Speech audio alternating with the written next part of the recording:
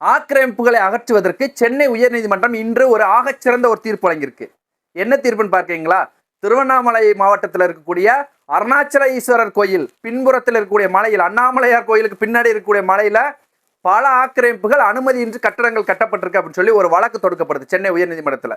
இந்த வழக்கை விசாரணை செய்த இருவர் பெஞ்ச் நீதியரசர்கள் ஸ்ரீராம் அவர்களும் சுந்தர் மோகன் அவர்களும் ஒரு தீர்ப்பு வழங்குறாங்க. என்ன அப்படின்னா, உடனடியாக இது சம்பந்தமாக அறிக்கை தாக்கல் பண்ணுங்க தமிழக அரசு, எவ்வளவு வீடுகள் ஆக்கிரமிப்பு செய்யப்பட்டிருக்கு, அனுமதியின்றி கட்டப்பட்டிருக்குன்னு சொல்லி கேட்கிறாங்க. இது சம்பந்தமாக அறிக்கை தாக்கல் பண்ண தமிழக அரசு 1535 வீடுகள் அனுமதியின்றி கட்டப்பட்டிருக்குன்னு சொல்றாங்க. அப்ப இதை உடனடியாக இடிச்சு அப்புறப்படுத்தி ஆக்கிரமிப்பை அகற்றணும்னு சொல்லி ஒரு தீர்ப்பு வழங்குது. இது 46 வாரங்களாகி இன்றளவும் நடைமுறைப்படுத்தப்படலை. இதனை தொடர்ந்து அந்த மலையை சுற்றி திருவண்ணாமலையில சுமார் 170 ஏரி குளங்கள் இருக்கு. இது அனைத்துமே ஆக்கிரமிப்புல இருக்கு. இது சீரமைக்கப்படல, மறுசீரமைப்பு செய்யப்படணும் அப்படின்னு சொல்லி பொதுநல வழக்குகள் தொடுக்கக்கூடிய யானை ராஜேந்திரன் அவர்கள் ஒரு வழக்கு தொடுக்கிறார்.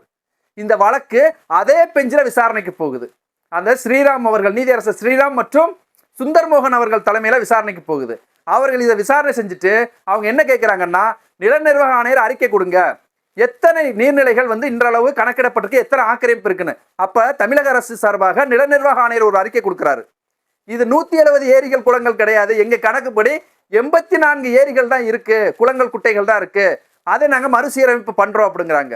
அதை கேட்டுட்டு இன்று தீர்ப்பு வழங்கிய அந்த சென்னை உயர்நீதிமன்ற நீதியரசர்கள் ஸ்ரீராம் அவர்களும் சுந்தர் மோகன் அவர்கள் என்ன சொல்றாங்கன்னா, உங்களை நம்பி ஒரு பிரயோஜனம் கிடையாது, ஏற்கனவே அந்த 1535 வீடுகளை இடிச்சு ஆக்கிரமிப்பு அகற்றுங்க அப்படின்னு சொல்லி சொன்னோம்.